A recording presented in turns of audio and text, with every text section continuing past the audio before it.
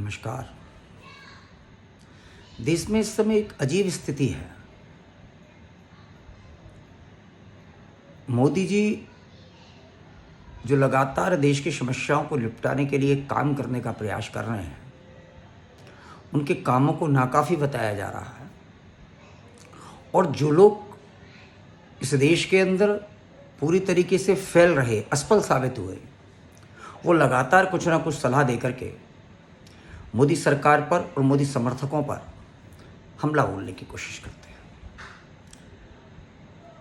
मैं एक बात आपको बहुत अच्छे से स्पष्ट करना चाहता हूं। मोदी जी इस प्रकार के किसी भी राजनीतिक प्रोपोगंडा से ना तो डरते हैं और ना ही विचलित होते हैं। मोदी जी इस देश के अंदर जितनी भी व्याप्त समस्याएं हैं, उन सारी समस्याओं को बहुत अच्छी तरीके से जानते हैं और जानते ही नहीं हैं, वो ये भी जानते हैं कि इन समस्याओं का उचित मार्ग निराकरण का क्या हो सकता है और उसी दिशा में वो उस पर आगे बढ़ने का काम करते हैं।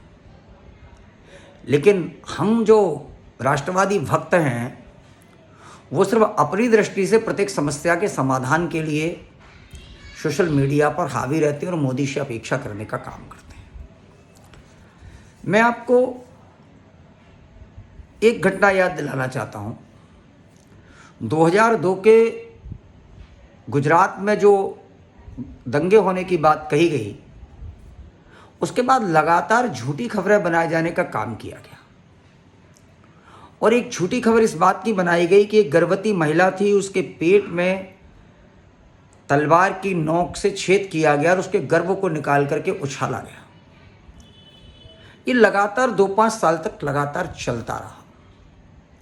2007 में मैं इंडिया टुडे को पढ़ रहा था, तो इंडिया टुडे की टीम ने उस फैक्ट के संबंध में उस समय जांच की थी और जो जांच एजेंसियां थीं जो उस दिशा में उस सत्यता को जानने के लिए काम कर रही थी, उन्होंने ये पाया कि जिस महिला थी, उस महिला के सबको में किसी भी प्रकार का कोई छेद नहीं था पेट में और इस प्रकार की कोई घटना नहीं।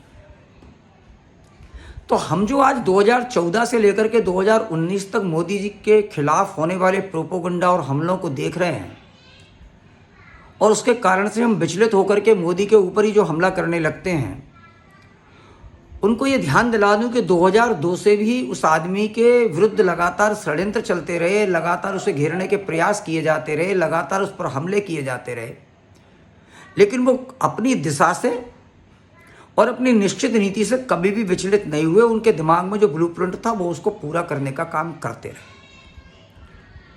और समस्या का निराकरण उनके पास जो है वो हमारी कल्पना से परे है और हम उसको सोच भी नहीं सकते।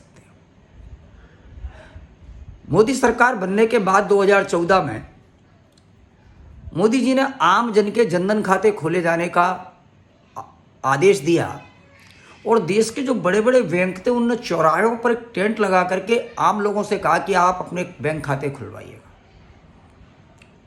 लगातार आम जनता ने बैंक खाते खुलवाए, जीरो बैलेंस पर बैंक खाते खुले।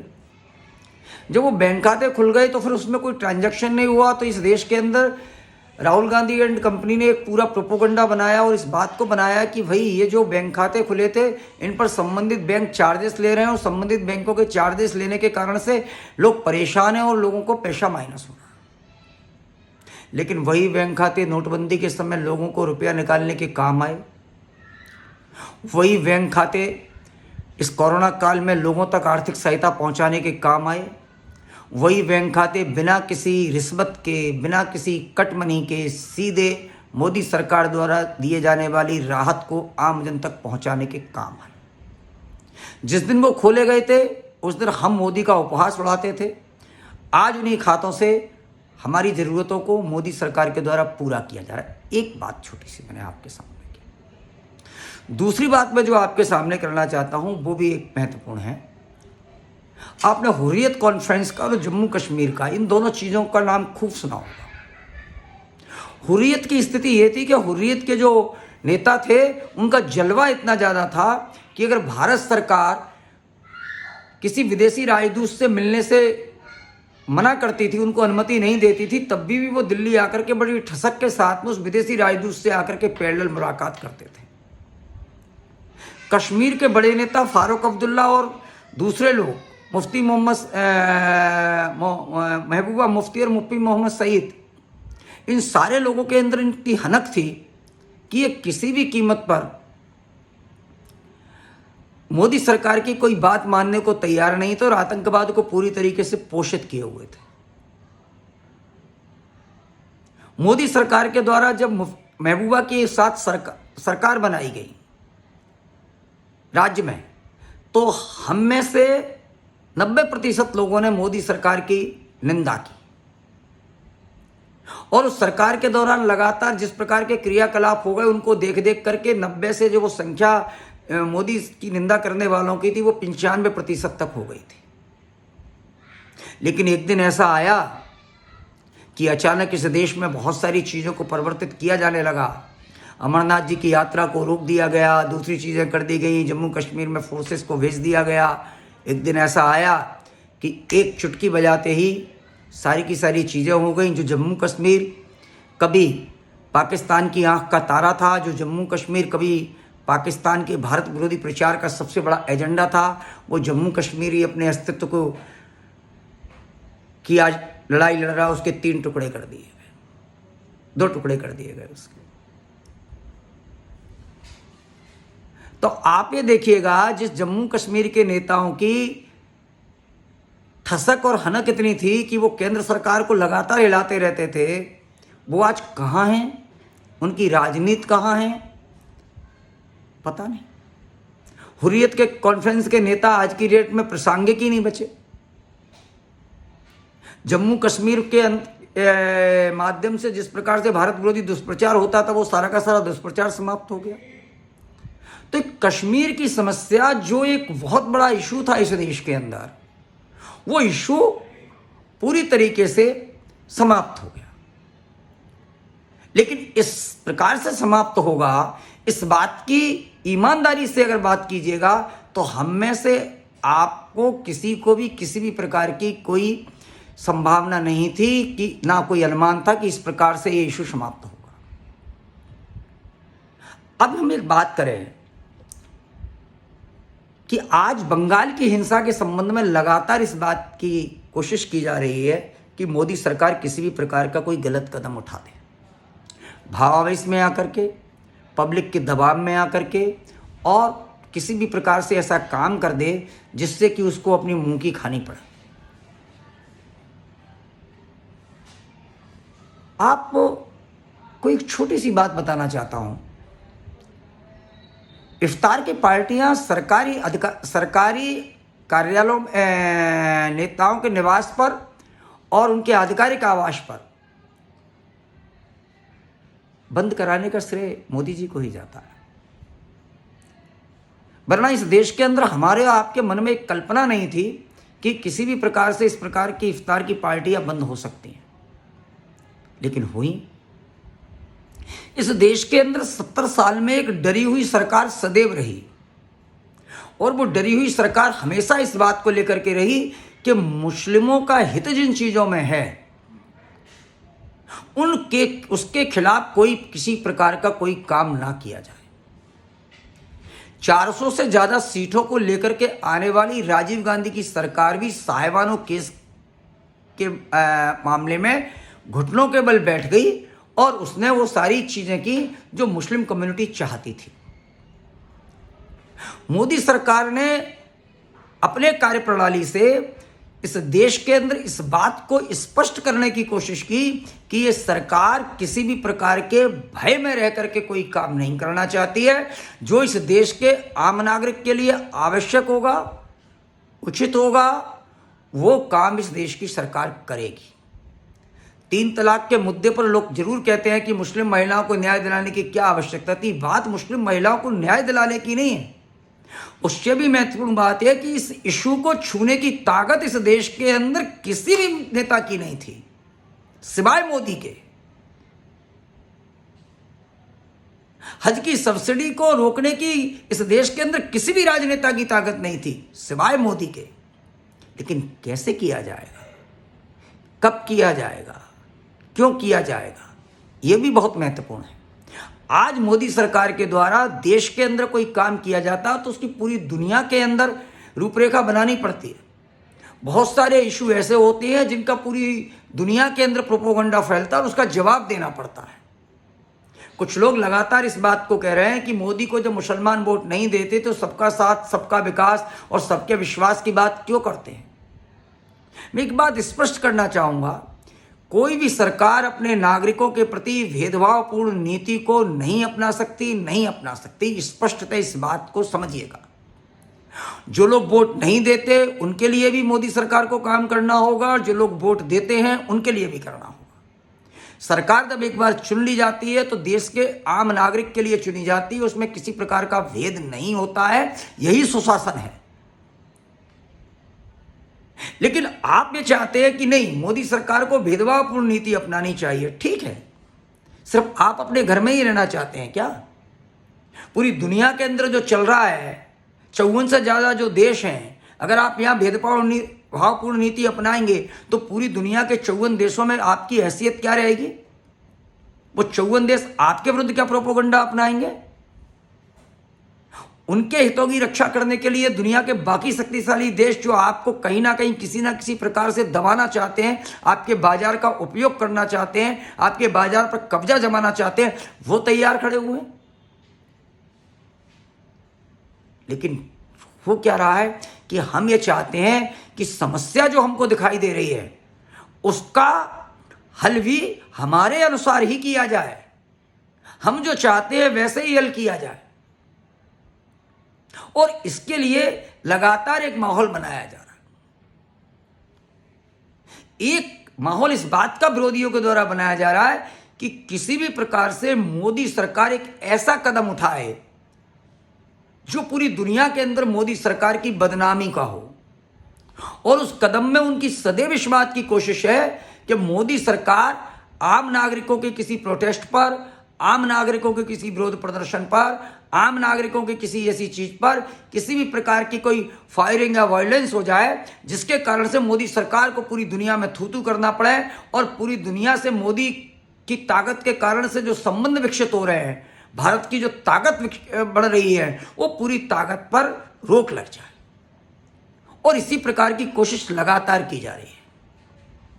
होता क्या है कि हमारे जब लक्ष्य बड़े होते हैं, सत्ता में रह करके जब हम पहले बड़ी समस्याओं को हल कर सकते हैं, तो फिर जो छोटी समस्याएं जो बड़ी समस्या के रास्ते की रुकावट बन रहे हैं, उन समस्याओं से दाएं और बाएं करके निकल जाना पड़ता है। लोग कहते हैं शाहीन बाग के लोगों को आपने नहीं उठा पाया, वो उठने को तैयार नहीं थे। अगर मोदी सरकार बल प्रयोग करती तो वहां बैठे हुए लोग कुछ आपस में इस प्रकार का करते कि मोदी सरकार ही बदनाम होती। किसान आंदोलन में वो किसी भी प्रकार से उठने को तैयार नहीं थे। मोदी सरकार बल प्रयोग करती तो ऐसा कुछ होता कि वहां भी आप बदनाम होते। उनने सबसे बड़ा काम किया सोच करके कि किसी भी कीमत पर 26 जनवरी पर जब राष्ट्रीय ध्वज का अपमान करने का काम किया जाएगा तो मोदी सरकार रह नहीं पाएगी, संयम नहीं रख पाएगी, धैर्य नहीं रख पाएगी और कोई ना कोई ऐसा काम कर देगी जिसके कारण से दुनिया भर में बदनामी हो जाएगी। लेकिन सरकार ने वहां भी धैर्य का काम किया। छोटे मुद्दों पर सरकार की बदनामी करा करके, सरकार को गिरवा करके, सरकार को अगर गिरवा देने का हम काम करेंगे तो बड़े मुद्दे इस देश में कभी हल नहीं हो सकते। आपकी अगर ग्वालियर से दिल्ली जाने की यात्रा महत्वपूर्ण है और दिल्ली में जाकर के आप कोई बहुत बड़ा काम करना चाहते हैं जिससे बहुत सारी समस्याएं हल हो जाएं और कुछ लोग मिलकर के आपको ग्वालियर में ही कुछ जगह आपको घेरना चाहते हैं, आपको अवरोध करना चाहते हैं और चाहते हैं कि आप उसमें बिध जाएं, तो आप दिल्ली कभी नहीं पहुंच पाएंगे। लेकिन हम इस बात को समझना नहीं चाहते। अब देखिए कि एक पूरा वर्ग सरकार के द्वारा की जा रही प्रत्येक कार्यप्रणाली को इस प्रकार से प्रस्तुत कर रहा है। मैं उसको, आप देखिए, उसको प्रस्तुत कर रहा है कि जो मोदी समर्थक लोग हैं वो ये समझे कि ये सरकार कुछ भी नहीं कर रही। कोरोना एक महामारी है। महामारी और बीमारी में अंतर समझने का काम कीजिएगा। महामारियां आपकी क्षमता और आपके प्रबंधन से बाहर तक निकल जाती हैं। सरकार के प्रबंधन लगातार हो रहे हैं। सरकार ने पिछले 15 दिनों में जो बेहतर स्थिति करने की कोशिश की और जो बेहतर स्थिति बनाई है उसके कारण से बहुत सारी चीजें आज की डेट में नियंत्रण में हैं। लेकिन क्या हो रहा है, एक और महत्वपूर्ण बात है, सरकार के अधिकारियों को आज हर न्यायालय में करीब करीब जाकर के कहीं ना कोई जवाब देने के लिए पहुंचना पड़ रहा है। कभी दिल्ली उच्च न्यायालय से कोई आदेश होता है, कभी मुंबई उच्च न्यायालय से कोई आदेश होता है, कभी माननीय सर्वोच्च न्यायालय से कोई आदेश होता है। तो जिन अधिकारियों का स्ट्रेटजी बना करके इस देश की ऑक्सीजन की समस्या को, रेमडेसिविर की समस्या को, दूसरी समस्याओं का निराकरण करना है, उनका बहुत सारा समय इन सब गतिविधियों में भी खराब होता है। विद्वान और बुद्धिमान लोगों को इस बात की तरफ ध्यान देने की आवश्यकता है कि जिन अधिकारियों को हम आज दूसरे कामों में लगा रखे हैं, उनका काम, उनकी उपयोगिता कहीं और अधिक है और वो प्रबंधन करने की कोशिश कर रहे हैं प्रबंधन। आप भी देखिए कि देश के कुछ पत्रकार हैं, विशिष्ट वर्ग के पत्रकार हैं, जिसमें अजीत अंजुम का नाम मैं जरूर लूंगा, और वो लगातार वो वीवी श्रीनिवास राव जो यूथ कांग्रेस के प्रेसिडेंट हैं, उनको एक मसीहा के रूप में भेज रहे हैं। वो कहते हैं देखिए आपकी कोई भी समस्या हो, प्लाज्मा की, ऑक्सीजन की, वीवी श्रीनिवास हल कर रहे हैं। मैं एक छोटी सी बात पूछना चाहता हूं, वीवी श्रीनिवास किस हैसियत से ऑक्सीजन की सप्लाई लोगों को कर रहे हैं? उनके पास ऑक्सीजन कहां से आ रही है? किस राज्य की ऑक्सीजन की सप्लाई रोक करके उनके पास आ रही है? वो संसाधन बताए ना, उन संसाधनों को संबंधित राज्य सरकार को उपलब्ध कराया जाए ना, जो सारे लोगों को मिलकर के उस ऑक्सीजन का उपयोग करें। वीवी श्रीनिवास के पास अगर किसी प्रकार की ऑक्सीजन की उपलब्धता है तो वो सारे लोगों के लिए सरकार के मंच पर क्यों नहीं प्रस्तुत की जाती? भाई जवाब तो इस बात का देना ही पड़ेगा। अब जो चल रहा है, जैसे आज बंगाल की राजनीतिक हिंसा हुई, आप अगर गौर से देखने की कोशिश करेंगे, गौर से, मैं उसको ये नहीं कह रहा कि वहां राजनीतिक हिंसा नहीं हुई, वहां राजनीतिक हिंसा हुई, पूरी तरीके से वहां प्रतिशोध स्वरूप हिंसा की गई, और प्रतिशोध स्वरूप हिंसा को करने के लिए जो समय चुना गया, वो समय भी वो चुना गया कि जब एक सरकार थी भी और नहीं भी थी। लेकिन उस हिंसा के वीडियोज को जिन हैंडल्स ने वायरल किया, वो 5 की जगह 50 खबरों को जिस प्रकार से बढ़ाया गया। बांग्लादेश में अभी मोदी जी जब गए थे, तब मोदी जी के जाने के कारण बाद वहां जो उपद्रव हुआ था, उसके फोटोज को लेकर के जो है वायरल करने की कोशिश की गई, जिसमें कई फैक्ट चेकर्स ने कहा कि ये बांग्लादेश के फोटो थे। तो वो जो सारी की सारी चीजें हुई हैं, वो करने वाले लोगों की मंशा क्या है? मंशा सिर्फ इतनी सी है कि मोदी के समर्थकों की निगाह में नाकारा साबित करता है, और एकदम से ऐसा माहौल तैयार करना कि अगर इस समस्या का शाम तक अगर निराकरण नहीं होगा तो ये समझ लिया जाए कि मोदी फेल है, क्योंकि चुनाव तो अभी है नहीं।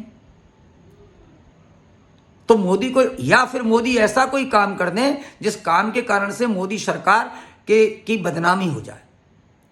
तो मैं बार बार जो आपको बताना चाहता हूं, एक बात बता रहा है कि हर मुद्दे पर लॉकडाउन लगाया तो लॉकडाउन को असफल करने की कोशिश की, लोगों को भड़काने का काम किया, लोगों को भगाने का काम किया, कोरोना को फैलाने का काम किया। आप देखिएगा कि दूसरी वेव की जो शुरुआत है, वो शुरुआत महाराष्ट्र से और दिल्ली से होती है, और महाराष्ट्र और दिल्ली की सरकारों की अकर्मण्यता के कारण से वो बहुत तेजी से फैलता है और फिर इस देश के अंदर जगह जगह फैलता है। मोदी जी पर इस बात के लिए दबाव बनाया गया कि वो बंगाल के अंदर रैलियां ना करें, क्योंकि वो ये समझ रहे थे कि बंगाल के अंदर अगर मोदी जी की रैलियां चलती रहेंगी तो बीजेपी की सरकार बन जाएगी। तो एक मानसिक दबाव बनाने की कोशिश की गई, और हमारे राष्ट्रवादी मित्र भी उसमें शामिल हुए। आप अगर इस खबर को दो दृष्टि से देखेंगे कि आज जिन हैंडल्स के द्वारा अभी 3 दिन में इस बंगाल की घटना को वायरल किया गया है। उन्हीं हैंडल्स के द्वारा मोदी पर इस बात का दबाव बनाने की कोशिश की जा रही थी कि मोदी की रैली के कारण से कोरोना फैल रहा है और मोदी को देश की चिंता नहीं है और कोरोना के काल में भी रैली कर रहा है। 8 चरण में चुनाव हुए, 4 चरण में भारतीय जनता पार्टी की जो बढ़त रही है वो आगे के 4 चरणों में जिनमें मोदी जी का दौरा नहीं हो पाया, रैलियां नहीं हो पाई, उन 4 चरणों में भारतीय जनता पार्टी बहुत कम तक पहुंच गई और सिर्फ टीएमसी आगे हो गई। उनका षड्यंत्र सफल हो गया। लेकिन प्रश्न है उस षड्यंत्र को सफल करने में हमने अपनी भूमिका का निर्वाह किया। हम भी कहने लगे कि हाँ नहीं, रैलियां नहीं करनी चाहिए, रैलियां नहीं करनी चाहिए, कोरोना फैलता। ममता बनर्जी ने रैलियां रोकी क्या? राहुल गांधी ने 14 तारीख को रैली की, 16 तारीख को राहुल गांधी ने घोषणा कर दी। एक प्रोपोगंडा फैलाया गया कि बंगाल के अंदर बीजेपी हार गई। 3 से 75 तक जाने वाली पार्टी हार जाती है और 44 से 0 पर आने वाली पार्टी जीत जाती है, जो कांग्रेस की स्थिति थी। 28 सीटों से 0 तक पहुंचने वाले कम्युनिस्ट जीत जाते हैं बंगाल में। प्रियंका वाड्रा और राहुल गांधी पूरी ताकत के साथ में जब आसाम के अंदर काम कर रहे होते हैं, पूरा वादा करते हैं कि आसाम के मजदूरों को 365 या 360 रुपया प्रतिदिन दिलाए जाने का वो बात करते हैं, प्रलोभन देते हैं। उसके बावजूद भी वहाँ नहीं चुनाव जीतते। लेकिन पूरे देश के अंदर कहीं भी किसी भी प्रकार की कोई उनके नेतृत्व को लेकर के कोई निंदा नहीं की जाती, उनकी असफलता को लेकर के कोई निंदा नहीं की जाती। और मैं एक और बात बहुत छोटी सी कहना चाहता हूँ, आपको सबको मोदी की निंदा करने का अधिकार है, आलोचना करने का अधिकार, और कीजिएगा। लेकिन मैं स्पष्ट कर दूं कि आपकी आलोचना करने से मोदी विचलित नहीं होते। आपके मनोभावों को भी बहुत अच्छी तरीके से जानते हैं कि आप कब मोदी की हाया करेंगे और कब मोदी की जय जयकार करेंगे, ये भी वो बहुत अच्छी तरीके से जानते हैं। दूसरी चीज़ वो ये भी जानते हैं कि उनके दिमाग में जो ब्लूप्रिंट है उससे समस्या का निराकरण कहाँ और कैसे होना है। तीसरी चीज़ मैं जो बात कहने जा रहा हूँ वो महत्वपूर्ण ये समझिए कि आप मोदी का विरोध करने से पहले एक मोदी जैसा दूसरा नेता तो ढूंढ लो, फिर खूब विरोध करो। वो भी 71-72 साल के हो गए, ठीक है साहब। 2024 में हम बताएं कि मोदी जी ये आपसे बेहतर नेता है, ये हमारे लिए आपसे बेहतर काम करेंगे, इनको हम खड़ा कर देते। जब तक बेहतर सवारी का इंतजाम ना हो जाए तब तक जिसके साथ चल रहे हैं उसका साथ नहीं छोड़ा जाता। ये दिमाग में रखने की कोशिश कीजिएगा। लोगों के अपने अपने एजेंडे हैं। तमाम सारे राष्ट्रवादियों को कुछ लोगों के द्वारा मिला करके उनसे प्रोपोगंडा मोदी के खिलाफ फैलाया गया, जिससे एक वातावरण बने कि साहब ये फलाने बड़े हैंडल हैं जिनके हजारों और लाखों फॉलोवर्स हैं और वो भी मोदी की विरोध कर रहे हैं और ऐसा कह रहे हैं। आप ये देखिए कि हद दर्जे की स्थिति ये है कि जो सांसद हैं वो भी कह रहे हैं कि साहब राष्ट्रपति शासन लगाइएगा। हाँ, आप ये देखिएगा कि एक साधारण समझदारी की बात होनी चाहिए। हमको क्या बोलना है, क्या नहीं बोलना, हमारे बोलने से आमजन के अंदर क्या प्रभाव पड़ेगा, ये भी महत्वपूर्ण बात है। लेकिन हम लगे। और एक मित्र मैं बात बता दूं आपको, मोदी का विरोध राजनीतिक लोगों से नहीं है। मोदी का विरोध उस सिस्टम से है जो भ्रष्टाचार को पोषित करने वाला है और सत्ता के में बैठ करके लूट करने का काम करता था। मोदी उन सारे लूट करने वाले लोगों को और भ्रष्टाचार करने वाले लोगों को इस सिस्टम से बाहर करना चाहते हैं और धीरे धीरे वो उस दिशा में कदम बढ़ाते जा रहे हैं।